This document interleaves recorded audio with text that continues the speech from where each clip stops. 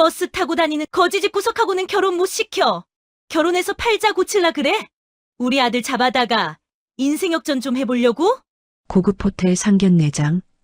예비 시어머니 최미정이 그렇게 말하자 윤서진은 고개를 숙였고 예비 신랑 도윤은 시선을 피했습니다. 창밖에는 조용히 눈이 내리고 있었고 테이블 위 공기는 차갑게 얼어붙어 있었습니다. 됐고. 갈 때 버스 타지 말고 택시 타고 가세요. 넉넉히 넣었으니 옷도 한 벌 사 입으시고. 그 말을 들은 기훈은 양주먹을 꽉 쥐고 그 자리를 조용히 떠나는데, 이야기가 궁금하시면 구독과 좋아요 해주시고 어디서 듣고 계신지 댓글로 남겨주세요. 그곳에 항상 보물 같은 일들이 펼쳐지길 바라겠습니다. 새벽부터 소복소복 눈이 내리기 시작했습니다. 작은 목공소 안에서 윤기훈 씨는 낡은 책상 하나를 조심스럽게 손질하고 있었습니다. 올해 68이 된 기훈 씨의 손은 여전히 익숙하게 사포질을 해나갔죠. 책상 모서리에 긁힌 자국들을 한 땀 한 땀 문지르는 그 모습은 마치 오래된 상처를 어루만지는 것 같았습니다. 문득 기훈 씨의 눈에 벽에 걸린 오래된 사진 한 장이 들어왔습니다. 젊은 시절 빈손으로 척가게 문을 열던 날의 사진이었죠. 그때는 정말 아무것도 없었습니다. 낡은 공구 몇 개와 부푼 꿈만 가득했던 시절이었어요. 그 시절이 벌써 40년도 더 지났습니다. 폭설주의보가 발효되었습니다. 오늘 서울과 경기 지역에 최대 15cm의 눈이. 라디오에서 흘러나오는 뉴스를 들으며 기훈 씨는 천천히 시계를 찾습니다. 손때 묻은 가죽 시계줄이 달린 수십 년 전 아내가 선물했던 그 시계였죠. 지금도 멀쩡히 잘 가는 시계였습니다. 그때 전화벨이 울렸습니다. 아빠, 딸 서진이의 목소리였습니다. 뭔가 긴장한 듯한 목소리였죠. 응, 서진아. 아빠 벌써 준비 다 했어. 기훈 씨가 편안하게 대답했습니다. 아빠, 제발 오늘만은 좀 단정하게 입고 나와주세요. 부탁이에요. 서진이의 목소리에는 간절함이 묻어났습니다. 오늘이 바로 예비시댁과의 첫 상견례 날이었으니까요. 35살 결혼 정년기가 한참 지난 딸이 처음으로 부모님께 소개하는 남자였습니다. 걱정 마. 아빠 알아서 할게. 전화를 끊고 기훈 씨는 옷장을 열었습니다. 그 안에는 단정한 양복도 있었고 깔끔한 코트도 있었습니다. 하지만 기훈 씨의 손은 오래된 회색 코트로 향했죠. 소매 끝이 약간 달아있는 몇 해째 입어온 그 코트였습니다. 구두도 마찬가지였습니다. 오래전에 중고로 산 구두였지만 기훈 씨는 매일같이 정성껏 광을 내왔습니다. 낡았지만 반들반들했죠. 거울 앞에 선 기훈 씨는 차분한 얼굴이었습니다. 그리고 문 앞에 놓인 지갑을 한참 동안 바라보았습니다. 잠시 고민하던 기훈 씨는 결국 그 지갑을 현관 신발장 위에 올려두었습니다. 일부러 두고 가는 거였죠. 오늘은 조용한 시험을 하나 치를 생각이었습니다. 한편 서울 반대편 아파트에서는 서진이가 거울 앞에서 벌써 3번째 옷을 갈아입고 있었습니다. 검은색 원피스를 입었다가 베이지색 블라우스로 바꿨다가 또다시 회색 니트로 갈아입었죠. 무엇을 입어도 마음에 들지 않았습니다. 아니, 정확히는 불안했습니다. 도윤이네 부모님은 어떤 분들이실까? 서진이는 작게 중얼거렸습니다. 예비 남편 도윤 씨는 대기업 팀장이었고 그의 부모님은 사업을 하신다고만 들었죠. 그 이상은 자세히 말해주지 않았습니다. 눈은 점점 더 세차게 내렸습니다. 기훈 씨는 버스 정류장에서 버스를 기다리고 있었습니다. 추운 날씨에 사람들은 모두 옷깃을 여미며 서둘러 지나갔죠. 정류장 앞으로 고급 승용차들이 지나갔습니다. 따뜻한 차 안에서 편하게 이동하는 사람들이었죠. 기훈 씨는 그 모습들을 조용히 지켜보았습니다. 표정의 변화는 없었습니다. 그저 묵묵히 버스를 기다릴 뿐이었죠. 같은 시각 호텔로 향하는 고급 SUV 안에서는 도윤 씨의 어머니 최미정 씨가 전화 통화를 하고 있었습니다. 맞아, 오늘 우리 아들 상견례 하는 날이야. 호텔 예약했어. 시그니처 룸으로. 미정 씨의 목소리에는 자랑스러움이 가득했습니다. 여자 쪽? 글쎄, 괜찮은 애긴 한데 집안이 좀. 뭐 우리 아들이 좋아하니까 어쩔 수 없잖아. 조수석에 앉은 남편 이성철 씨는 아무 말 없이 창밖만 바라보고 있었습니다. 뒷좌석에 도윤 씨도 긴장한 얼굴로 손만 만지작거렸죠. 호텔에 도착한 기훈 씨는 천천히 로비로 들어섰습니다. 화려한 샹들리에 아래로 잘 차려입은 사람들이 오가고 있었죠. 기훈 씨의 낡은 코트는 그 화려함 속에서 유난히 눈에 띄었습니다. 실례합니다, 손님. 젊은 호텔 직원이 기훈 씨에게 다가왔습니다. 혹시 배달 오신 분이세요? 직원 통로는 저쪽입니다. 직원은 기훈 씨를 택배기사로 착각한 거였습니다. 정중하지만 단호한 말투였죠. 기훈 씨는 잠깐 직원을 바라보았습니다. 그리고는 조용히 미소를 지었습니다. 아닙니다. 손님으로 왔습니다. 아, 죄송합니다. 직원이 어색하게 물러났지만 그의 눈빛에는 여전히 의아함이 남아 있었습니다. 바로 그때 서진이가 로비로 들어왔습니다. 아버지의 모습을 본 서진이는 잠깐 놀란 표정을 지었습니다. 하지만 곧 아버지에게 다가가 손을 꼭 잡았죠. 아빠 괜찮아요? 응, 아빠 괜찮아. 기훈 씨는 딸의 차가운 손을 감싸주었습니다. 서진이의 손이 이렇게 차가운 건 추워서가 아니라 긴장해서라는 걸 기훈 씨는 알고 있었습니다. 창가 쪽에서는 미정 씨가 로비를 내려다보고 있었습니다. 저기 저 사람들 봐. 미정 씨가 남편에게 속삭였습니다. 설마 저분들이 신부 측은 아니겠지? 옷차림 좀 봐. 미정 씨는 코웃음을 쳤습니다. 하지만 잠시 후 엘리베이터 앞에서 서진이와 기훈 씨를 다시 마주치게 되었을 때 그 코웃음은 굳어버렸습니다. 눈은 여전히 내리고 있었습니다. 창밖의 하얀 세상처럼 호텔 로비의 공기도 점점 차갑게 식어가고 있었습니다. 엘리베이터 문이 열렸습니다. 좁은 공간 안에 6명이 함께 타게 되었죠. 기훈 씨와 서진이, 그리고 도윤 씨 가족. 문이 닫히자 어색한 침묵이 흘렀습니다. 미정 씨의 시선이 슬쩍 아래로 향했습니다. 기훈 씨가 신고 있는 구두가 눈에 들어왔죠. 광은 나지만 낡은 티가 역력했습니다. 구두 뒤축이 조금 달아있는 것까지 보였어요. 미정 씨는 입술을 살짝 비틀며 남편을 쳐다보았습니다. 성철 씨는 무표정한 얼굴로 층수 버튼만 응시하고 있었죠. 도윤 씨가 어색함을 깨려고 말을 꺼냈습니다. 아버님, 안녕하십니까? 이도윤입니다. 도윤 씨가 기훈 씨에게 악수를 청했습니다.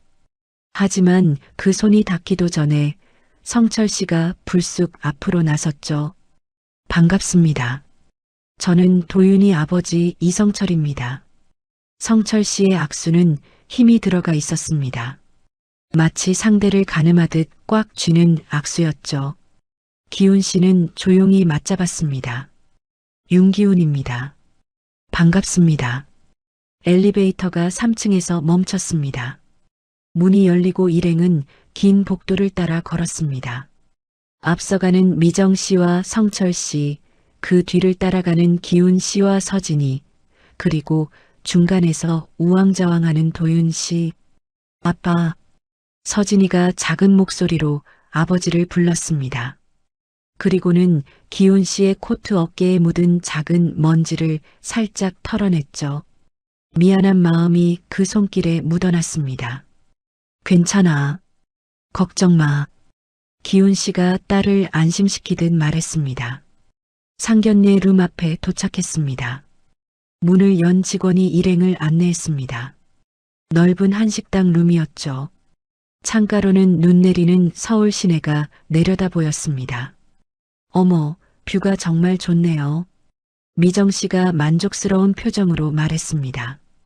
역시 이 호텔은 실망시키지 않아요. 직원이 자리를 안내했습니다. 창가 쪽 상석에는 자연스럽게 성철 씨와 미정 씨가 앉았습니다. 반대편 문 쪽 자리에는 기훈 씨와 서진이가 앉게 되었죠. 햇빛도 덜 들고 문 여닫는 소리도 더 잘 들리는 자리였습니다. 도윤 씨는 그 중간쯤에 어정쩡하게 앉았습니다. 바로 그때 다른 직원 한 명이 메뉴판을 들고 들어왔습니다. 그 직원은 기훈 씨를 보더니 잠깐 멈칫했죠. 실례지만 혹시 담당자분이세요? 주방 쪽에서 확인할 게 있다고. 아닙니다. 저도 손님입니다. 기훈 씨가 차분하게 대답했습니다. 직원은 황급히 고개를 숙이며 물러났습니다. 죄송합니다. 그 모습을 지켜본 미정 씨의 입가에 묘한 미소가 번졌습니다. 아이고, 호텔 직원들도 바쁘긴 바쁜가 봐요. 실수가 잦네요. 자리에 앉자마자 미정 씨가 말문을 열었습니다. 그런데 뭔가 오래된 가구 냄새 같은 정감이 나는 것 같네요. 옛날 생각이 나는 것 같기도 하고요. 미정 씨의 말투는 부드러웠지만 그 속에 담긴 뜻은 달랐습니다. 서진이의 얼굴이 순간 굳었죠. 성철 씨도 한마디 거들었습니다. 허허, 소탈한 스타일이시네요. 요즘 같은 세상에 이렇게 검소하신 분도 드물죠. 겉으로는 칭찬이었지만 그 말 속에는 은근한 무시가 깔려 있었습니다. 기훈 씨는 아무 말 없이 물잔을 들어 물을 한 모금 마셨습니다. 표정에는 아무런 변화가 없었죠. 서진이가 애써 대화를 돌려보려 했습니다. 날씨가 정말 춥네요. 눈도 많이 오고요. 그러게요. 이런 날 나오시느라 고생 많으셨어요. 미정 씨가 대답했지만 시선은 여전히 기훈 씨에게 가 있었습니다. 메뉴를 보던 미정 씨가 웨이터를 불렀습니다. 저기요. 저희 이쪽은요. 한정식 코스 어로 주세요. 제일 좋은 걸로요. 그리고는 기훈 씨와 서진이 쪽을 가리키며 말했습니다. 이쪽 두 분은 코스 B로 해주시겠어요? 양이 적당한 걸로요. 메뉴판에는 분명히 적혀 있었습니다. 코스 A는 15만 원, 코스 B는 8만 원이라고요. 미정 씨는 메뉴로도 선을 그은 겁니다. 어머님, 저희도 같은 걸로. 서진이가 말하려 하자 미정 씨가 손을 저었습니다. 아니에요, 괜찮아요. B 코스도 충분히 훌륭해요. 양도 많고, 저희는 평소에 이런 거 자주 먹어서 입이 좀 까다로워서 그래요. 기훈 씨는 여전히 말이 없었습니다. 다만 딸의 손을 탁자 아래에서 살짝 잡아주었죠. 음식이 하나둘 나오기 시작했습니다. 확실히 A 코스와 B 코스는 그릇부터 달랐습니다. 더 화려하고 더 정성스러워 보이는 쪽은 당연히 성철 씨와 미정 씨 앞이었죠. 아, 그런데 사돈 어른께서는 무슨 일을 하신다고 했죠? 미정 씨가 본격적으로 질문을 시작했습니다. 가구점을 합니다. 기훈 씨가 간단히 대답했습니다. 아, 가구점이요. 요즘 가구점도 수입이 괜찮은가 봐요? 미정 씨의 말투에는 의심이 섞여 있었습니다. 손맛으로 먹고 삽니다. 기훈 씨의 대답은 짧았지만 정직했습니다. 손맛이라. 그럼 직접 만드시는 건가요? 아, 그럼 목수시네요? 미정 씨가 웃으며 물었지만 그 웃음은 차갑게 느껴졌습니다. 도윤 씨가 난처한 표정으로 어머니를 쳐다봤습니다. 하지만 미정 씨의 표정을 보자 입을 다물고 말았죠. 아버지 성철 씨는 팔짱을 낀 채 그저 지켜만 보고 있었습니다. 창밖으로는 눈이 더욱 세차게 내리고 있었습니다. 하지만 룸 안의 공기는 그 눈보다 더 차갑게 식어가고 있었습니다. 기훈 씨는 조용히 젓가락을 들었습니다. 그리고 천천히 음식을 입에 넣었죠. 그의 얼굴에는 여전히 아무런 감정도 드러나지 않았습니다. 음식을 몇 점 먹고 나서 미정 씨가 냅킨으로 입가를 닦으며 말을 꺼냈습니다. 그런데 사돈어른, 혹시 집은 작아세요? 갑작스러운 질문이었습니다. 서진이가 깜짝 놀라 어머니 쪽을 쳐다봤죠. 아, 어머님. 괜찮아요, 서진 씨. 궁금한 게 당연하잖아요. 앞으로 가족이 될 사이인데. 미정 씨는 웃으며 말했지만 그 웃음에는 온기가 없었습니다. 기훈 씨가 조용히 대답했습니다. 네, 작합니다. 아, 그래요? 동네는 어디쯤이세요? 성북동 쪽입니다. 성북동이요? 거기도 요즘 재개발 얘기가 많던데. 아, 혹시 빌라세요? 질문은 끝이 없었습니다. 미정 씨는 마치 신문조사라도 하듯 하나하나 캐물었죠. 오래된 주택입니다. 기훈 씨의 대답은 언제나 짧고 담담했습니다. 아, 주택이시구나. 미정 씨의 목소리 톤이 미묘하게 낮아졌습니다. 오래된 주택이라는 말에서 이미 많은 것을 짐작한 듯 했죠. 바로 그때 웨이터가 새로운 요리를 가져왔습니다. 갈비찜이었습니다. 김이 모락모락 나는 갈비찜이 테이블에 놓이자 미정 씨가 한마디 덧붙였습니다. 이 요리는 좀 양념이 강한 편이에요. 혹시 입맛에 안 맞으실 수도 있는데. 뭐, 괜찮으시겠죠?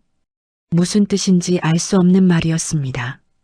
하지만 그 속에는 당신네는 이런 고급 요리에 익숙하지 않을 거야 라는 뜻이 담겨 있었죠. 성철 씨가 갑자기 말을 꺼냈습니다. 참, 제 얘긴 아직 안 드렸죠? 저는 건설 쪽 일을 합니다. 작은 회사지만 그래도 직원이 300명 정도 되는 규모예요. 자랑이었습니다. 노골적인 자랑이었죠. 올해 연매출이 500억 정도 됐어요. 뭐, 대기업에 비하면 아무것도 아니지만요. 성철 씨는 겸손한 척하면서도 자신의 재산을 계속 늘어놓았습니다. 기훈 씨는 그저 듣고만 있었습니다. 잠시 침묵이 흘렀습니다. 그 침묵을 깬 건 기훈 씨였습니다.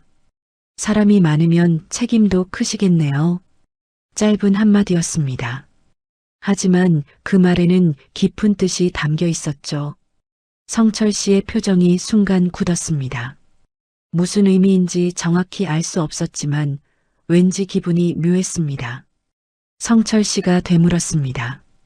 그럼 사돈께서는 직원이 몇 명이나 되시나요? 저는 혼자 합니다. 필요할 때만 아르바이트생을 쓰고요. 아, 성철 씨와 미정 씨가 동시에 짧은 탄성을 냈습니다. 그 탄성에는 실망이 가득했죠. 서진이가 참지 못하고 말했습니다. 아버지는 구청에서 표창도 받으셨어요. 성실 납세자로요. 서진이는 아버지를 변호하고 싶었습니다. 아버지가 얼마나 성실하게 살아왔는지 말해주고 싶었죠. 그런데 미정 씨의 반응은 예상 밖이었습니다. 어머, 구청이요? 아, 동사무소 말씀이세요? 미정 씨는 피식 웃었습니다. 마치 장난감 상이라도 받은 것처럼 가볍게 취급했죠. 구청 표창도 좋긴 하죠. 성실하게 사셨다는 증거니까요. 그래도 뭐, 시상하는 데가 많잖아요, 요즘은. 서진이의 얼굴이 빨개졌습니다. 분한 마음에 눈시울이 붉어졌죠. 기훈 씨가 딸의 손등을 가만히 두드렸습니다. 진정하라는 뜻이었습니다. 도윤 씨가 어색함을 견디지 못하고 입을 열었습니다. 그런데 날씨가 정말 춥네요. 눈이 이렇게 많이 올 줄은 몰랐어요. 아무도 대답하지 않았습니다. 도윤 씨의 말은 그냥 허공에 흩어졌죠. 미정 씨는 아들의 말에는 관심도 없었습니다. 근데 가구점 매출은 안정적이세요? 요즘 같은 불경기에. 미정 씨의 질문 공세는 계속되었습니다. 먹고 사는 데는 지장이 없습니다. 그래도 장사라는 게 워낙 불안정하잖아요. 월급쟁이가 아니니까요.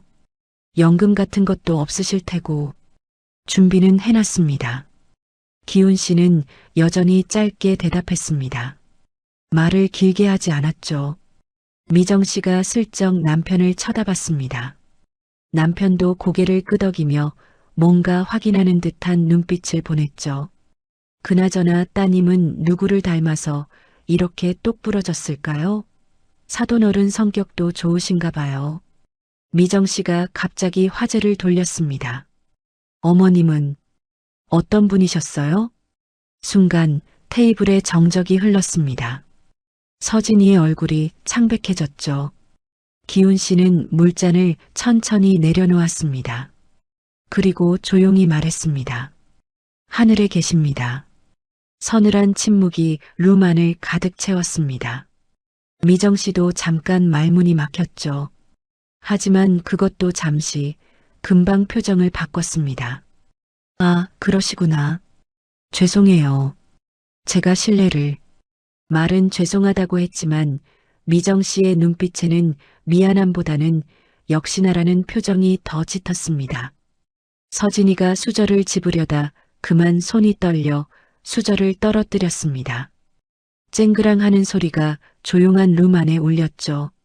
아, 웨이터가 재빨리 다가와 새 수저를 가져다 주었습니다. 서진이는 고개를 숙인 채 고맙다는 말도 제대로 하지 못했습니다. 기훈 씨는 말없이 물을 한 모금 더 마셨습니다. 감정은 드러내지 않았지만 딸의 떨리는 손을 보는 그의 눈빛에는 단단한 무언가가 자리 잡고 있었습니다. 창밖의 눈은 점점 더 거세게 내리고 있었습니다. 대화는 자꾸만 기훈 씨를 깎아내리는 방향으로만 흘러갔죠. 성철 씨가 팔짱을 끼고 말했습니다. 결혼이라는 게 참 신중해야 하는 일이죠. 그 말 속에는 이미 많은 것이 담겨 있었습니다. 성철 씨의 말이 끝나고 미정 씨가 바로 거들었습니다. 맞아요. 결혼은 사랑도 중요하지만 결국은 현실이 더 중요하거든요. 미정 씨는 찻잔을 들며 말했습니다. 그 말투는 마치 인생 선배가 가르침을 주는 듯 했지만 듣는 사람에게는 가시처럼 느껴졌죠. 요즘 젊은 사람들은 사랑만 보고 결혼하려고 하는데 나중에 보면 다 돈 문제로 싸우더라고요. 서진이가 고개를 들고 말했습니다. 저희는 그렇지 않을 거예요. 그렇게 다들 생각하죠. 처음에는. 근데 막상 살다 보면 다르더라고요. 미정 씨는 마치 이미 결론을 내린 사람처럼 말했습니다. 성철 씨가 기훈 씨를 바라보며 물었습니다. 혹시 사돈께서는 은퇴 계획 같은 건 세워두셨나요? 이 나이에 계속 일하시기도 힘드실 텐데요. 질문이라기보다는 확인이었습니다. 당신은 언제까지 일할 수 있겠느냐는 뜻이 담긴 질문이었죠. 기훈 씨가 차분하게 대답했습니다. 이미 은퇴했습니다. 아, 그러시구나. 성철 씨와 미정 씨의 얼굴에 묘한 표정이 스쳤습니다. 이미 은퇴했다는 말은 곧 더 이상 수입이 없다는 뜻으로 들렸던 겁니다. 미정 씨가 날카롭게 파고들었습니다. 그럼 지금은 딸한테 의지하시는 건가요? 공기가 얼어붙었습니다. 너무나 직접적이고 무례한 질문이었죠. 서진이의 얼굴이 새하얗게 질렸습니다. 어머님, 서진이가 목소리를 높였지만 미정 씨는 아랑곳하지 않았습니다. 아니, 궁금해서 그래요. 요즘 노후 준비 안 된 분들이 자식한테 손 벌리는 경우가 많잖아요. 우리 도윤이도 나중에 그런 부담 질까봐. 어머니, 그만하세요. 이번에는 도윤 씨가 작게 항의했습니다. 하지만 미정 씨는 아들을 한번 쳐다보고는 계속 말을 이었죠. 뭐가 그만해. 엄마가 내 장래를 생각해서 하는 말이잖아. 기훈 씨는 여전히 침착했습니다. 다만 탁자 위에 놓인 서진이의 손을 가만히 잡아주었죠. 서진이의 손은 차갑게 식어 있었습니다. 걱정 안 하셔도 됩니다. 딸에게 손 벌릴 일은 없습니다. 기훈 씨의 목소리는 낮았지만 단단했습니다. 그런가요? 하지만 장담할 수는 없는 일 아닌가요? 사람 일이란 게 어떻게 될지 모르는 거잖아요. 미정 씨는 끝까지 물고 늘어졌습니다. 성철 씨가 한숨을 쉬며 말했습니다. 저희는요, 사돈 될 집이라도 기본적인 수준은 봅니다. 이해하시죠? 기본적인 수준. 그 말 속에는 당신은 그 수준이 안 된다는 뜻이 분명히 담겨 있었습니다. 도윤 씨가 난처한 표정으로 아버지를 쳐다봤습니다. 아버지, 도윤아, 너도 알잖아. 결혼은 두 사람만 하는 게 아니야. 집안끼리 하는 거라고. 성철 씨는 아들의 말을 막았습니다. 미정 씨가 더 직접적으로 나섰습니다. 솔직히 말씀드릴게요. 서진 씨는 우리 아들에 비하면 많이 부족하죠, 사실. 어머님, 서진이가 참지 못하고 소리쳤습니다. 눈가가 붉어졌죠. 하지만 미정 씨는 멈추지 않았습니다. 아니, 사실이잖아요. 우리 도윤이는 명문대 나와서 대기업 다니고 있어요. 집안도 이렇게 탄탄하고요. 그런데 서진 씨는 스타트업이라는 데서 일하잖아요. 언제 망할지도 모르는 회사에서요. 서진이의 입술이 파르르 떨렸습니다. 눈물이 그렁그렁 맺혔지만 서진이는 눈물을 흘리지 않으려고 애썼죠. 기훈 씨가 서진이의 손을 더욱 꽉 잡았습니다. 그리고 미정 씨를 바라보며 조용히 말했습니다. 사람의 가치는 어디서 일하느냐로 정해지는 게 아닙니다. 그건 그렇죠. 하지만 현실은 다르잖아요. 미정 씨는 조금도 물러서지 않았습니다. 도윤 씨가 다시 한번 말하려 했습니다. 어머니, 정말. 하지만 이번에는 성철 씨가 아들을 제지했습니다. 성철 씨는 도윤 씨를 한번 쏘아보더니 고개를 저었죠. 도윤 씨는 입만 번긋하고 결국 아무 말도 하지 못했습니다. 부모님 앞에서 도윤 씨는 그저 고개를 숙인 채 젓가락만 만지작거렸습니다. 서진이를 지켜주지 못했습니다. 미정 씨가 차를 한 모금 마시며 말을 이었습니다. 그래도 사람은 배경이 중요해요. 특히 결혼에서는요. 사랑만으로는 안 되죠, 정말. 그래서 오늘 이 자리를 만든 거겠지요. 기훈 씨가 처음으로 긴 문장을 말했습니다. 그 말에는 깊은 의미가 담겨 있었죠. 네. 미정 씨가 되물었습니다. 서로를 제대로 보자고 그래서 이 자리를 만든 게 아니겠습니까? 기훈 씨의 말에는 묘한 힘이 있었습니다. 미정 씨가 잠시 말문이 막혔죠. 서진이는 더 이상 참을 수가 없었습니다. 고개를 숙인 채 눈물을 떨구지 않으려고 애썼지만 숨소리는 점점 거칠어졌습니다. 기훈 씨는 딸의 어깨를 가만히 두드렸습니다. 그 손길에는 위로가 담겨 있었죠. 도윤 씨는 서진이를 바라봤습니다. 미안한 표정이었습니다. 하지만 그뿐이었습니다. 아무것도 할 수 없는 자신의 무력함만 느낄 뿐이었죠. 창밖으로는 여전히 눈이 내리고 있었습니다. 하얀 눈송이들이 끊임없이 떨어지고 있었지만 룸 안의 분위기는 그 눈보다 훨씬 더 차갑고 냉랭했습니다. 성철 씨가 시계를 보며 말했습니다. 슬슬 식사를 마무리해야 할 것 같은데요. 분위기를 정리하려는 말이었습니다. 더 이상 할 말도 없다는 뜻이기도 했죠. 기훈 씨는 조용히 젓가락을 내려놓았습니다. 그리고 딸을 바라봤습니다. 서진이도 고개를 들어 아버지를 봤죠. 두 사람의 눈빛이 마주쳤습니다. 말은 없었지만 그 눈빛 속에는 많은 것들이 담겨 있었습니다. 식사는 끝이 났습니다. 하지만 아무도 자리에서 일어나지 않았죠. 테이블 위에는 반쯤 남은 음식들과 차가운 찻잔들만 놓여 있었습니다. 무거운 침묵이 흘렀습니다. 창밖으로는 여전히 눈이 펑펑 쏟아지고 있었어요. 하얀 눈송이들이 끝없이 내려앉는 모습이 유리창 너머로 보였죠. 기훈 씨는 수저를 조심스럽게 내려놓았습니다. 그리고 천천히 주변을 둘러봤습니다. 화려한 한식당 룸, 고급스러운 그릇들, 값비싼 음식들. 하지만 정작 중요한 것은 하나도 없는 자리였죠. 성철 씨가 형식적으로 말했습니다. 오늘 좋은 자리가 되었기를 바랍니다. 좋은 자리? 과연 이게 좋은 자리였을까요?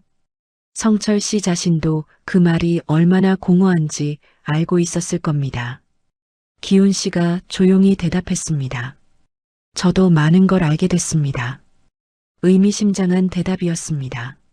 무엇을 알게 되었다는 걸까요? 미정 씨의 눈빛이 순간 날카로워졌습니다.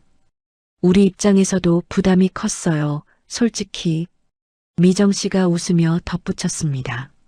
하지만 그 웃음은 차가웠습니다.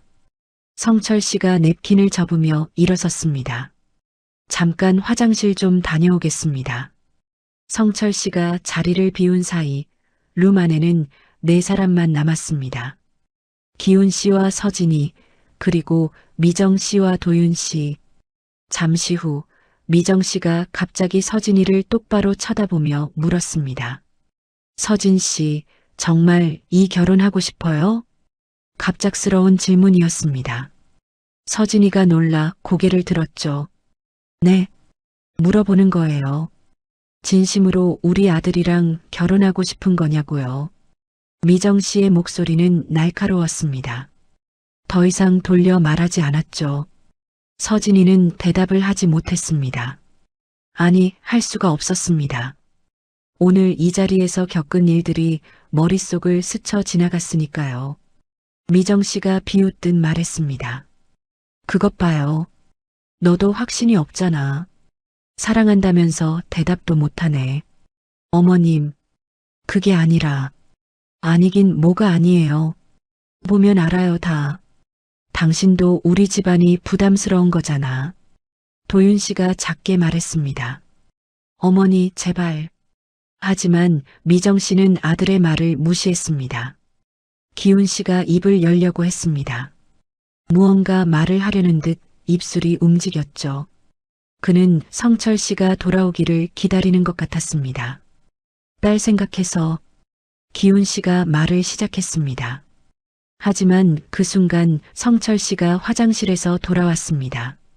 기훈 씨는 말을 멈췄죠. 성철 씨가 자리에 앉으며 물었습니다. 무슨 얘기하셨어요? 아무것도 아니에요, 당신. 미정 씨가 능글맞게 웃으며 대답했습니다. 서진이는 계속 물잔만 만지작거리고 있었습니다. 얼굴을 들지 못했죠. 마음속으로는 이미 결정을 내린 것 같았습니다. 기훈 씨는 딸을 가만히 바라봤습니다. 딸의 떨리는 손, 고개 숙인 모습, 억지로 참고 있는 눈물. 아버지로서 더 이상 참을 수가 없었습니다. 기훈 씨가 천천히 입을 열었습니다. 서진아. 서진이가 고개를 들어 아버지를 봤습니다. 그만 일어나자. 짧은 한마디였습니다.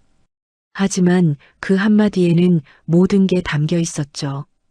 이제 더 이상 여기 있을 필요가 없다는 뜻이었습니다. 미정 씨의 얼굴이 굳었습니다. 뭔가 심상치 않다는 걸 느꼈죠. 지금 무슨 말씀이세요? 성철 씨도 기훈 씨를 빤히 쳐다봤습니다. 그의 의도를 가늠하려는 듯 했죠. 서진이가 아버지를 보며 물었습니다. 아빠, 괜찮아. 아빠가 있잖아. 기훈 씨는 딸에게 작게 미소 지었습니다. 그 미소는 따뜻했지만 동시에 단단했습니다. 도윤 씨가 황급히 말했습니다. 잠깐만요, 아버님. 제가 뭔가 잘못한 게 있나요? 기훈 씨가 도윤 씨를 바라봤습니다. 그 눈빛에는 실망이 담겨 있었습니다. 잘못한 건 없습니다. 다만 선택을 하지 않으셨죠? 선택이요? 오늘 이 자리에서 젊은 친구는 한 번도 선택을 하지 않았습니다. 도윤 씨는 할 말이 없었습니다. 그 말이 정확히 맞았으니까요. 그는 부모님과 서진이 사이에서 단 한 번도 편을 들지 않았습니다. 아니, 들 수가 없었죠. 미정 씨가 비아냥거렸습니다. 뭐예요? 지금 화내시는 거예요? 우리가 뭘 잘못했다고요? 성철 씨도 팔짱을 끼고 말했습니다. 이거 참. 우리가 대접해드렸는데 이런 식으로 나오시네요. 기훈 씨는 대꾸하지 않았습니다. 다만 조용히 자리에서 일어났죠. 서진이도 아버지를 따라 일어났습니다.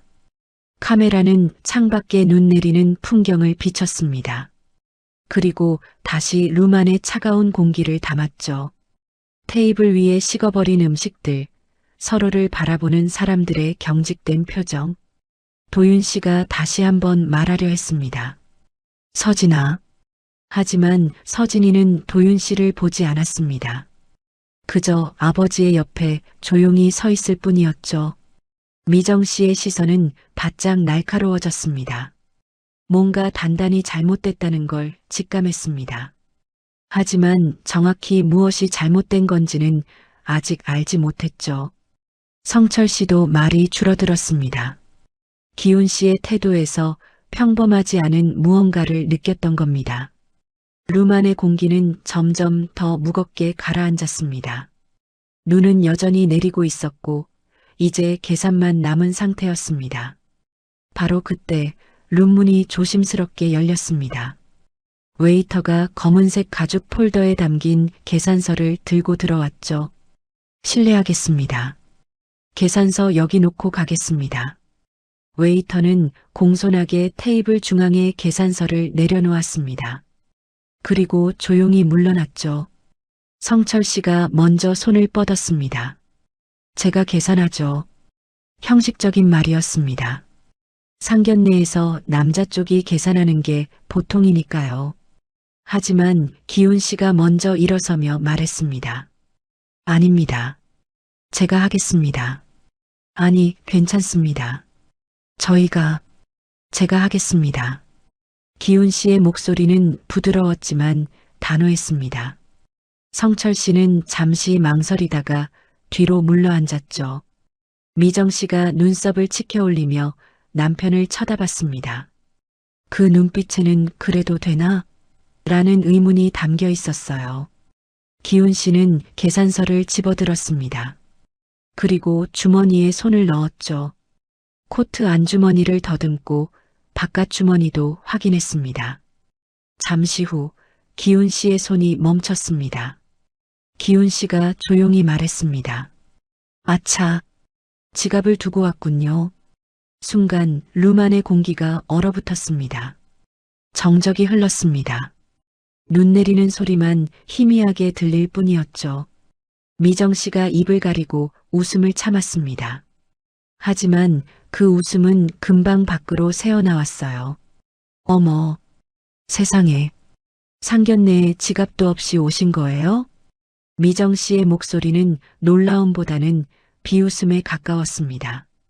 성철 씨도 코웃음을 쳤습니다. 이거 참. 불편하셨으면 미리 말씀하셨어야죠. 우리가 알아서 했을 텐데. 미정 씨가 남편을 쳐다보며 고개를 끄덕였습니다. 그리고는 다시 기훈 씨를 보며 말했죠. 정말 깜빡하신 거예요?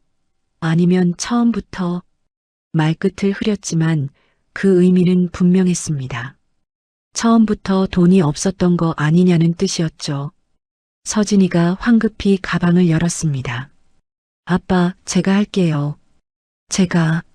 서진이의 손이 지갑을 꺼내려는 순간 기훈 씨가 딸의 손을 가만히 막았습니다. 괜찮아, 서진아. 아빠가 처리할게. 기훈 씨의 목소리는 여전히 침착했습니다. 도윤 씨가 멋쩍게 자리에서 일어났습니다. 제가 할게요. 도윤 씨가 계산서를 집으려는 순간 미정 씨가 날카로운 눈빛으로 아들을 쳐다봤습니다. 그 눈빛 한 번에 도윤 씨의 손이 멈췄죠. 도윤아, 앉아. 하지만 어머니, 앉으라고. 미정 씨의 목소리는 명령조였습니다. 도윤 씨는 결국 다시 주저앉고 말았어요. 어머니의 눈치를 보느라 끝까지 일어서지 못한 겁니다. 성철 씨가 팔짱을 끼고 말했습니다. 이런 경우는 참 처음이네요. 상견례 자리에 지갑을 안 가져오시다니. 미정 씨가 거들었습니다. 그러게요. 아무리 깜빡하셨어도 이건 좀. 서진이의 얼굴이 새하얗게 질렸습니다. 창피함과 분노가 뒤섞인 표정이었죠. 눈가가 붉어지며 눈물이 맺혔습니다. 어머님, 제발 그만하세요. 서진이가 떨리는 목소리로 외쳤습니다. 뭘 그만해요? 사실을 말하는 건데. 미정 씨는 전혀 미안해하지 않았습니다. 기훈 씨는 말없이 서 있었습니다. 계산서를 손에 든 채로요. 그의 얼굴에는 여전히 아무런 감정도 드러나지 않았습니다. 웨이터가 다시 들어와 상황을 파악했습니다. 어색한 공기를 느낀 웨이터는 난처한 표정으로 서 있을 뿐이었죠. 손님, 결제는? 성철 씨가 손을 흔들며 말했습니다. 잠깐만요. 저희가 처리할게요. 성철 씨는 기훈 씨를 보며 비아냥거렸습니다. 불편하시면 솔직하게 말씀하시죠. 뭐하러 이렇게까지. 기훈 씨가 천천히 고개를 들었습니다. 그리고 성철 씨와 미정 씨를 차례로 바라봤죠. 불편하셨다면 죄송합니다. 기훈 씨의 목소리는 낮고 단호했습니다. 일부러 그런 건 아닙니다. 하지만 덕분에 많은 걸 확인할 수 있었습니다. 뭘 확인하셨다는 거예요? 미정 씨가 따지듯 물었습니다. 기훈 씨는 대답하지 않았습니다. 다만 서진이를 바라보며 작게 미소 지었죠. 서진아, 나가자. 서진이는 눈물을 참으며 고개를 끄덕였습니다. 그리고 가방에서 지갑을 꺼냈어요. 제가 계산하고 나갈게요. 서진이가 카드를 꺼내려는 순간 도윤 씨가 다시 일어섰습니다. 서진아, 내가. 하지만 이미 늦었습니다. 서진이는 도윤 씨를 쳐다보지도 않았죠. 그저 웨이터에게 카드를 건넸을 뿐이었습니다. 결제해 주세요. 네, 알겠습니다. 웨이터가 카드를 받아들고 나갔습니다. 미정 씨가 혀를 찼습니다. 쯧쯧, 결국 딸이 내는구나. 아버지가 딸한테 손 벌리는 꼴이네. 기훈 씨가 미정 씨를 바라봤습니다. 그 눈빛은 차가웠지만 흔들림이 없었죠. 제 딸이 낸 겁니다. 손 벌린 게 아닙니다. 그게 그거죠, 뭐. 미정 씨는 끝까지 비아냥거렸습니다. 결제가 끝나고 서진이가 카드를 받았습니다. 영수증을 받아들 때 서진이의 손이 떨리고 있었어요. 기훈 씨는 딸의 손을 꼭 잡아주었습니다. 그리고 조용히 문 쪽으로 걸어갔죠. 이 순간 이 침묵이 오히려 가장 큰 힘을 발휘하고 있었습니다. 기훈 씨는 한마디 변명도 한마디 항변도 하지 않았습니다.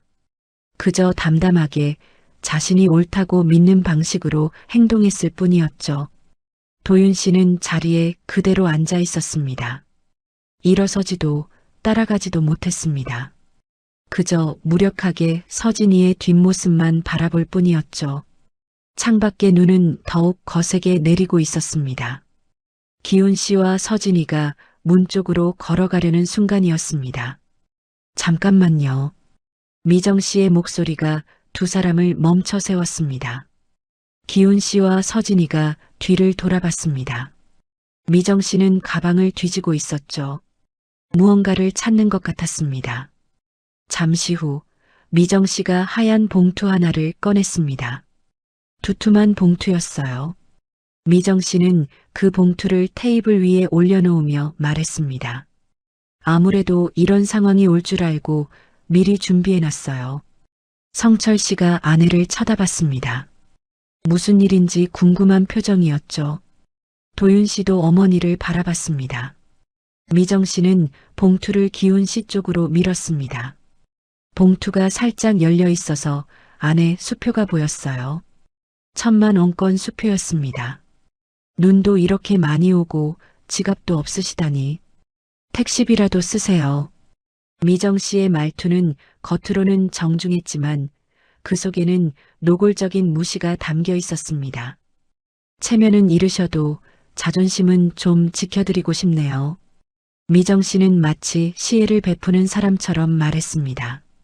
하지만 그 말 속에는 비웃음이 가득했죠. 서진이의 얼굴이 순간 일그러졌습니다. 참고 있던 모든 감정이 한꺼번에 터져 나왔어요. 어머님, 지금 뭐 하시는 거예요? 서진이가 소리쳤습니다. 목소리가 떨렸죠. 우리 아빠한테 돈을 던지시는 거예요? 지금 던지는 게 아니라 드리는 거죠. 불쌍해서요. 미정 씨는 태연하게 대답했습니다.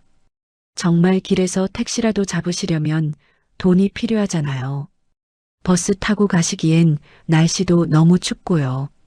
말 한마디 한마디가 칼날처럼 날카로웠습니다. 도윤 씨가 자리에서 벌떡 일어났습니다. 어머니, 그만하세요. 도윤 씨가 처음으로 목소리를 높였습니다. 지금까지 참고만 있던 도윤 씨가 드디어 입을 연 겁니다. 이건 너무 하시는 거예요. 서진이 아버님한테 어떻게 이러실 수가 있어요? 너는 가만히 있어. 미정 씨가 날카롭게 아들을 제압했습니다. 엄마가 너 생각해서 하는 일이야. 나중에 후회하지 말라고. 성철 씨는 팔짱을 낀 채 아무 말도 하지 않았습니다. 그저 묵묵히 지켜볼 뿐이었죠. 아내가 하는 일을 묵인하고 있는 겁니다. 서진이가 봉투를 집어 미정 씨에게 도로 밀었습니다. 필요 없어요. 이런 거 필요 없다고요. 서진 씨, 자존심 내세울 때가 아니에요. 현실을 봐요, 현실을. 미정 씨는 여전히 비웃는 표정이었습니다. 기훈 씨는 그 봉투를 한참 동안 바라봤습니다. 하얀 봉투, 그 안에 든 1,000만 원짜리 수표, 그리고 그것을 건네는 사람의 우월감 넘치는 표정. 기훈 씨가 천천히 고개를 들었습니다. 그리고 미정 씨를 똑바로 쳐다봤죠. 제가 어떤 사람인지는 모르실 겁니다. 기훈 씨의 목소리는 낮았지만 또렷했습니다. 하지만 한 가지는 확실히 말씀드릴 수 있습니다. 뭔데요? 미정 씨가 비웃으며 물었습니다. 딸 앞에서 이런 돈에는 손대지 않는 사람입니다. 기훈 씨의 말에는 흔들림이 없었습니다. 단호하고 명확했죠. 사람의 품위는 돈으로 사고 팔 수 있는 게 아닙니다. 미정 씨의 표정이 굳었습니다. 뭔가 기분이 묘해졌죠. 기훈 씨의 말투에서 평범하지 않은 무언가를 느낀 겁니다. 기훈 씨가 서진이를 바라봤습니다. 서진아, 가자. 네, 아빠. 서진이는 눈물을 닦으며 아버지 곁으로 갔습니다. 도윤 씨가 급히 서진이에게 다가갔습니다. 서진아, 미안해. 정말 미안해. 오빠. 서진이가 도윤 씨를 쳐다봤습니다. 그 눈빛에는 실망이 가득했어요. 오빠는 끝까지 선택하지 않았어요. 한 번도요. 서진아. 그게 답인 것 같아요. 서진이의 목소리는 차분했지만 그 속에는 깊은 상처가 담겨 있었습니다. 기훈 씨가 도윤 씨를 바라보며 말했습니다. 젊은 친구. 네, 아버님.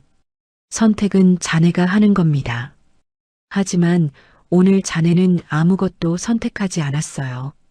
도윤 씨는 고개를 들지 못했습니다. 그 말이 정확히 맞았으니까요. 기훈 씨와 서진이는 문을 향해 걸어갔습니다. 하얀 봉투는 여전히 테이블 위에 남아 있었죠. 미정 씨가 뒤에서 소리쳤습니다. 후회하실 거예요. 우리 집안이 얼마나 대단한 집안인지 나중에 알게 되실 테니까. 기훈 씨는 뒤돌아보지 않았습니다.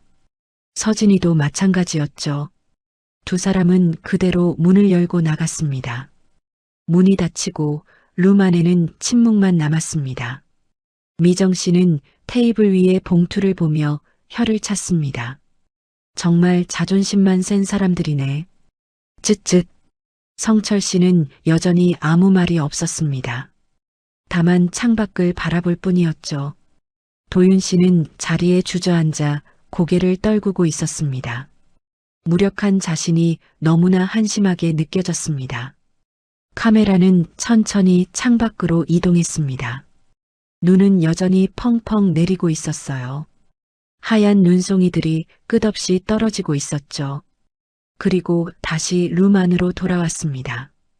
테이블 위에 홀로 남겨진 하얀 봉투가 클로즈업 되었어요. 그 봉투는 마치 오늘 이 자리의 모든 것을 상징하는 것 같았습니다. 복도를 걸어가는 기훈 씨와 서진이의 뒷모습이 보였습니다. 두 사람은 말없이 나란히 걸어가고 있었죠. 서진이가 아버지의 팔을 꼭 잡았습니다. 기훈 씨도 딸의 손을 감싸 쥐었어요. 창밖으로는 눈이 더욱 거세게 내리고 있었습니다. 하지만 두 사람의 걸음은 흔들림이 없었습니다. 호텔을 나온 부녀는 말없이 걸었습니다. 눈은 더욱 거세게 내리고 있었어요. 하얀 눈송이들이 두 사람의 어깨 위에 소복소복 쌓였죠. 기훈 씨가 걸음을 멈췄습니다. 그리고 자신이 입고 있던 낡은 코트를 벗기 시작했어요. 아빠, 왜 그러세요? 서진이가 놀라 물었습니다. 기훈 씨는 대답 없이 코트를 벗어 서진이의 어깨에 조심스럽게 둘러주었습니다. 낡았지만 따뜻한 코트였죠. 아빠는 추우시잖아요. 아빠는 괜찮아. 넌 얇게 입고 나왔잖아. 기훈 씨는 서진이의 코트깃을 여며주며 말했습니다. 아버지의 손길은 조심스럽고 다정했어요. 그 순간 서진이는 더 이상 참을 수가 없었습니다. 참고 있던 눈물이 왈칵 쏟아졌죠. 아빠, 미안해요. 정말 미안해요. 서진이가 흐느끼며 말했습니다. 내가 잘못 봤어요. 내가 사람을 잘못 봤어요. 서진아, 저런 사람들인 줄 몰랐어요. 도윤 오빠가 저렇게 무력한 사람인 줄도 몰랐고요. 서진이의 목소리는 떨렸습니다. 분함과 슬픔과 후회가 뒤섞인 목소리였죠. 기훈 씨가 딸의 어깨를 토닥였습니다. 미안할 거 없어. 내가 뭘 잘못했니? 아빠한테 창피만 주고. 창피? 아빠가 언제 창피했어? 기훈 씨가 서진이의 얼굴을 들여다보며 말했습니다. 아빠는 오늘 널 지킨 거야. 그게 아빠가 한 선택이고. 아빠, 내가 저런 집안에 들어가서 평생 고생하는 걸 아빠가 어떻게 가만히 봐. 차라리 지금 알게 돼서 다행이지. 기훈 씨의 목소리는 단단했지만 따뜻했습니다. 두 사람은 버스 정류장을 향해 천천히 걸었습니다. 눈은 계속 내렸고 거리는 점점 하얗게 변해가고 있었어요. 버스 정류장에 도착해 기다리는 동안 서진이가 조용히 물었습니다. 아빠는 왜 그렇게 사세요? 응? 왜 그렇게 검소하게 사세요? 아빠면 충분히. 더 좋은 옷도 입고 좋은 차도 타실 수 있잖아요. 기훈 씨가 잠시 생각에 잠겼습니다. 그리고 조용히 말했습니다. 엄마가 그랬어. 사람은 가진 걸로 평가받으면 안 된다고. 엄마가요? 응. 내 엄마 말이. 진짜 품격은 겉모습이 아니라 내면에서 나온다고 했지. 기훈 씨의 눈빛이 잠시 멀어졌습니다. 오래전 기억을 떠올리는 것 같았죠. 화면이 잠깐 흐려지며 과거 장면이 나타났습니다. 젊은 시절의 기훈 씨와 아내가 작은 가게 앞에 서 있었어요. 빈손이었지만 두 사람은 서로의 손을 꼭 잡고 웃고 있었습니다. 그 웃음은 행복으로 가득했죠. 다시 현재로 돌아왔습니다. 엄마 생각나요? 서진이가 조심스럽게 물었습니다. 기훈 씨는 대답 대신 천천히 고개를 끄덕였습니다. 눈발이 두 사람 주위로 내려앉았죠. 엄마가 보면 오늘 아빠 자랑스러워 하셨을 거예요. 서진이가 아버지의 팔을 꼭 껴안으며 말했습니다. 버스가 도착했지만 기훈 씨는 타지 않았습니다. 아빠, 버스 왔어요. 조금만 더 걷자. 배도 고프고. 배고프세요? 응. 따뜻한 거 먹고 싶구나. 두 사람은 근처 포장마차로 향했습니다. 작고 소박한 포장마차였어요. 김이 모락모락 나는 어묵탕 냄새가 코끝을 스쳤죠. 어서 오세요. 포장마차 주인이 반갑게 맞이했습니다. 아이고, 사장님 오랜만이시네요. 그러게요. 오랜만입니다. 기훈 씨가 웃으며 인사했습니다. 따님이시죠? 많이 컸네요. 네, 이제 다 컸어요. 두 사람은 포장마차 의자에 나란히 앉았습니다. 주인이 뜨끈한 어묵탕을 가져다 주었어요. 추운 날씨에 따뜻하게 드세요. 감사합니다. 김이 모락모락 나는 어묵을 먹으며 두 사람은 조금씩 몸을 녹였습니다. 매콤한 국물이 목을 타고 넘어가며 속이 따뜻해졌죠. 맛있다. 서진이가 작게 중얼거렸습니다. 호텔 음식보다 낫지? 기훈 씨가 웃으며 말했습니다. 네, 훨씬 나아요. 서진이도 미소를 지었습니다. 오늘 처음 짓는 미소였죠. 근데 아빠, 응? 오늘 진짜 지갑 안 가져온 거 맞아요? 서진이가 슬쩍 물었습니다. 기훈 씨는 어묵을 하나 집어 입에 넣으며 대답 대신 미소만 지었습니다. 그 미소에는 장난기가 섞여 있었어요. 서진이도 그 미소를 보고 알아챘습니다. 아빠, 설마, 뭐, 일부러 안 가져온 거예요? 기훈 씨는 여전히 대답하지 않았습니다. 다만 국물을 한 숟가락 떠서 후후 불며 마셨죠. 서진이가 피식 웃었습니다. 진짜 아빠는 사람은 어려울 때 본 모습이 나온다더라.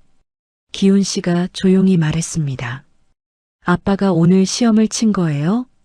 시험이라기보단 확인이지. 우리 딸이 어떤 사람들 사이로 들어가게 되는지. 서진이는 더 이상 아무 말도 하지 않았습니다. 다만 아버지의 어깨에 머리를 살짝 기댔죠. 오빠는 몰랐을 거예요.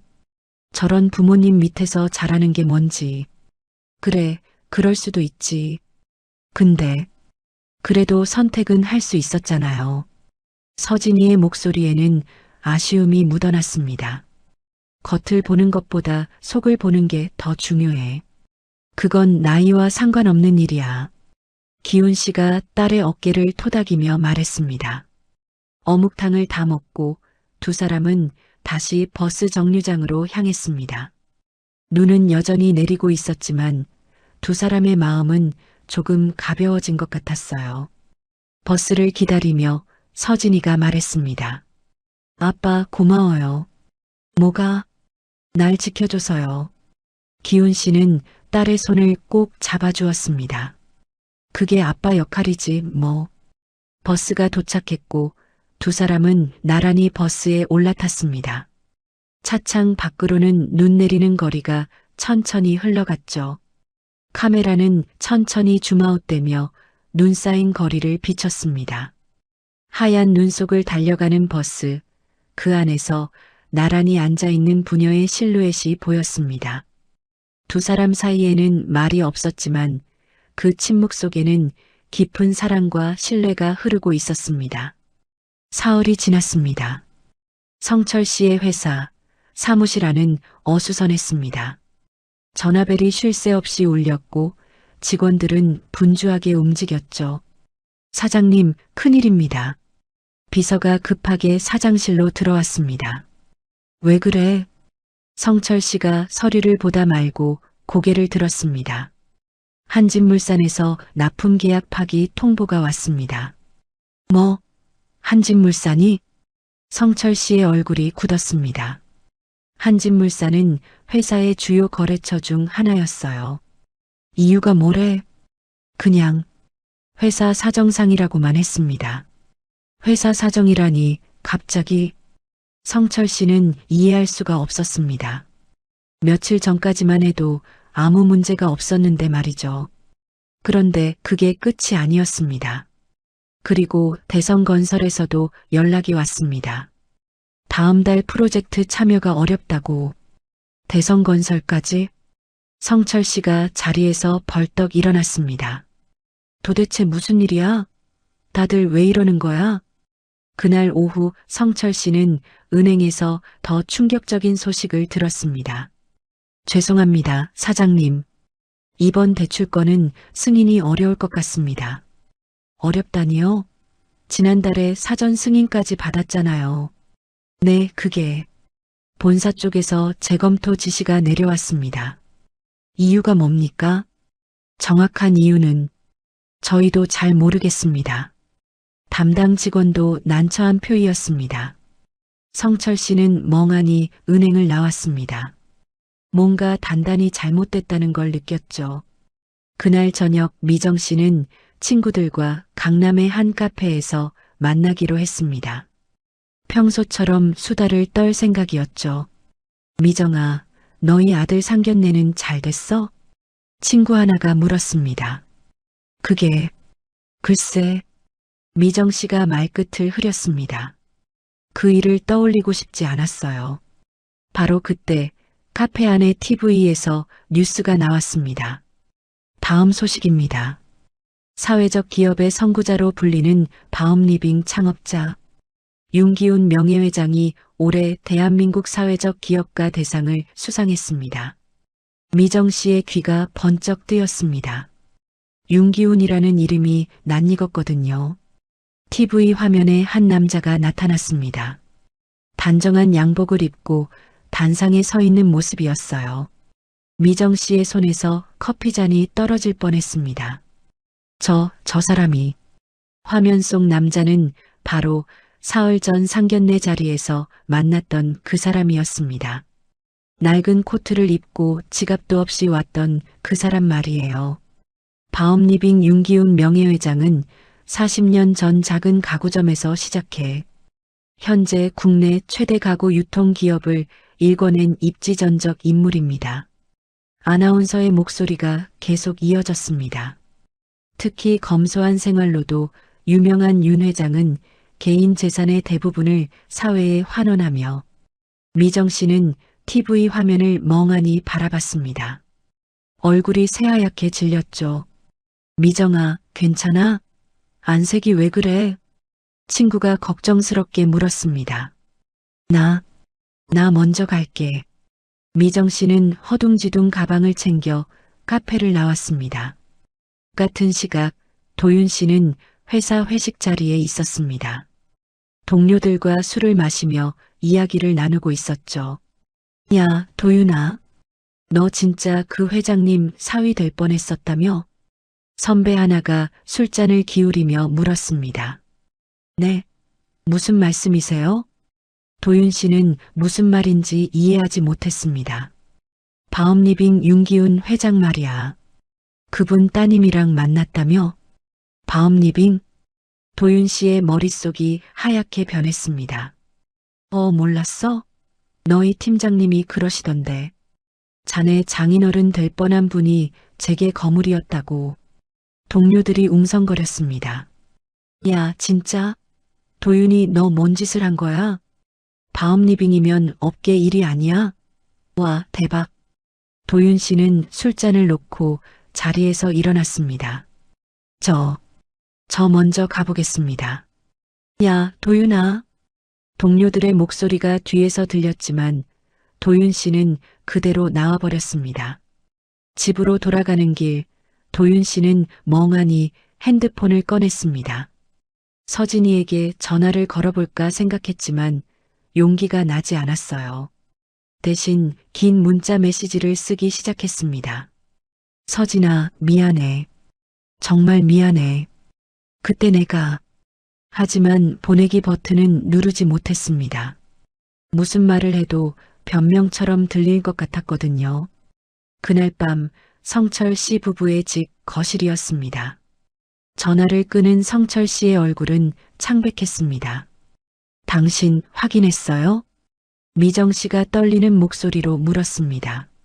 그래, 사실이야. 성철 씨가 소파에 털썩 주저앉았습니다. 윤기훈. 그분이 바움리빙 창업자가 맞아. 업계에서는 다 아는 분이래. 그런데 워낙 검소하게 사셔서 겉으로 드러나는 걸 싫어하신다고. 세상에. 미정 씨도 옆에 주저앉았습니다. 우리가 무슨 짓을 한 거야?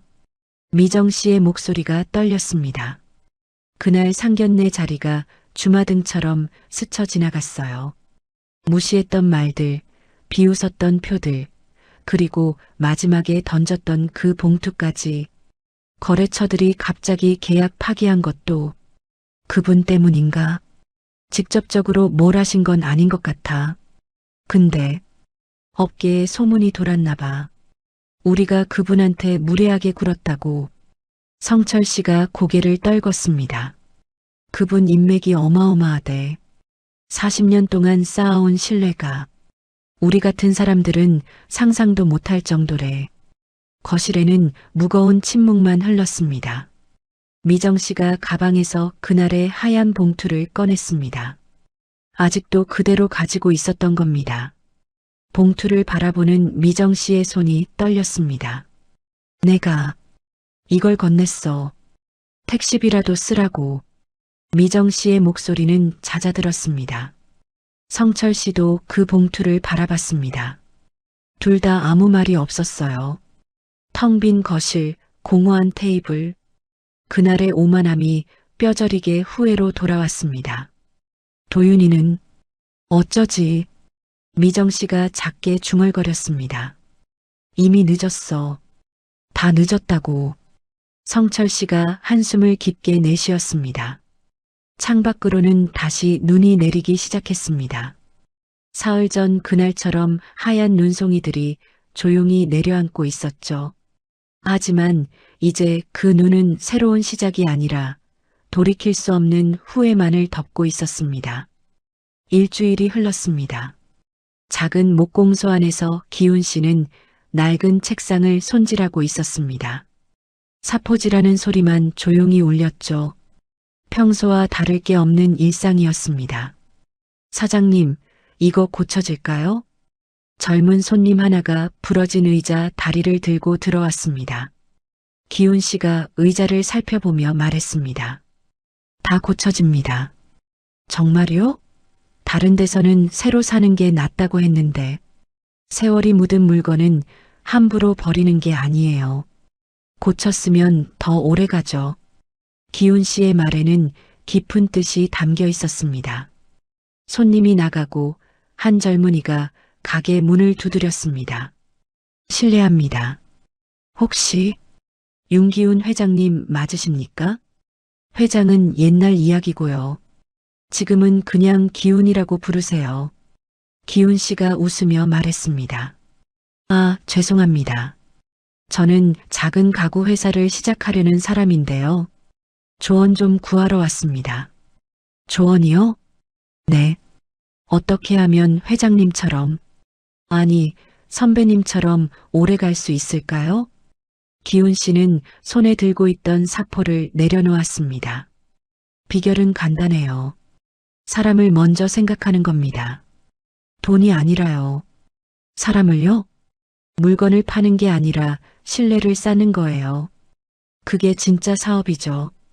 젊은이는 고개를 끄덕이며 기훈 씨의 말을 곱씹었습니다. 한편 도심의 한 회의실에서 서진이는 프로젝트 발표를 하고 있었습니다. 그래서 저희 팀은 이런 방향으로 진행하려고 합니다. 서진이의 목소리는 전보다 훨씬 단단해져 있었어요. 자신감이 넘쳤죠. 오케이, 좋아요. 서진 씨 팀으로 진행합시다. 팀장이 박수를 쳤습니다. 동료들도 따라 박수를 쳤죠. 회의를 마치고 자리로 돌아온 서진이의 핸드폰에 메시지가 도착했습니다. 도윤 씨였어요. 서진아, 정말 미안해. 그때 내가 용기가 없었어. 변명은 안 할게. 그냥 미안하다는 말만 하고 싶었어. 너와 아버님께 정말 죄송해. 긴 메시지였습니다. 아마 며칠 동안 고민하며 썼을 거예요. 서진이는 메시지를 끝까지 읽었습니다. 그리고 잠시 생각에 잠겼죠. 하지만 답장은 하지 않았습니다. 대신 그 메시지를 조용히 지웠어요. 이미 지나간 일이었고 서진이는 앞으로 나아가기로 했으니까요. 바로 그때 다른 메시지가 도착했습니다. 서진 씨, 저 지난번 스터디 모임에서 봤던 김민수예요. 혹시 이번 주말에 커피 한 잔 어떠세요? 서진이는 잠시 생각하다가 미소를 지었습니다. 그리고 답장을 쓰기 시작했죠. 좋아요. 토요일 오후 어때요? 새로운 시작이었습니다. 저녁 무렵 기훈 씨의 집 부엌에서는 된장찌개 끓는 냄새가 퍼졌습니다. 기훈 씨가 직접 끓이는 저녁이었어요. 아빠, 제가 도와드릴까요? 현관문을 열고 들어온 서진이가 가방을 내려놓으며 물었습니다. 아니야, 거의 다 됐어. 손 씻고 앉아. 네. 두 사람은 소박한 밥상 앞에 마주 앉았습니다. 된장찌개, 김치, 계란말이. 단순하지만 정성이 담긴 식사였죠. 잘 먹겠습니다. 응, 많이 먹어. 식사를 하던 중 거실 TV에서 뉴스가 흘러나왔습니다. 다시 한번 전해드립니다. 바움리빙 윤기훈 명예회장이 올해 대한민국 사회적 기업가 대상을 수상하셨습니다. 시상식은 다음 주. 기훈 씨가 리모컨을 들어 소리를 껐습니다. 아빠, 시상식 가셔야 하는 거 아니에요? 가긴 가야지. 형식적으로라도. 자랑스러우세요? 서진이가 웃으며 물었습니다. 자랑은 무슨, 그냥 할 일 했을 뿐이야. 기훈 씨는 여전히 담담했습니다. 식사를 마치고 두 사람은 나란히 설거지를 했습니다. 기훈 씨가 설거지를 하면 서진이가 닦아서 정리했죠. 아빠, 요즘 어때요? 뭐가? 그냥, 기분이요. 응, 편안해. 내가 곁에 있으니까. 서진이가 아버지의 어깨에 머리를 살짝 기댔습니다. 저도요, 아빠.